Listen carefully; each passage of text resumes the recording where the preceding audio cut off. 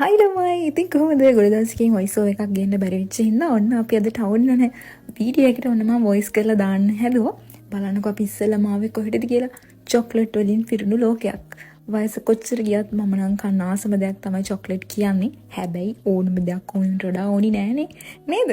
ඉතින් මෙතන shopping කරලා අපි ටවුන් එකට ආව බලන්නකෝ මෙතන ලස්සන.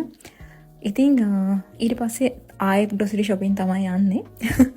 ඉතින් එතන ගන්න දේවල් ටිකත් අරගෙන අපි තව තැනකට තමයි ගියේ. මේ shopping center එකට entrance වෙන තැනම තියෙන මේ මල් ටික ලස්සන බලන්නකෝ. මට තේරෙන්නේ නැහැ මම මෙච්චර ලස්සන උනේ කොහොමද කියලා. හැබැයි ඉතින් බලා සැනසෙන්න තමයි වෙන්නේ. නෙලා ගන්න වෙන්නේ ටිකක් ගණන්. කමක් නැහැ. ඉතින් බල්ලා හරි සැනසෙන්නකෝ. ඉතින් මම හිතන්නේ මල් හම්බ වෙනකොට ගොඩක් අය කැමතිනේ. මාත් කැමති. හරි.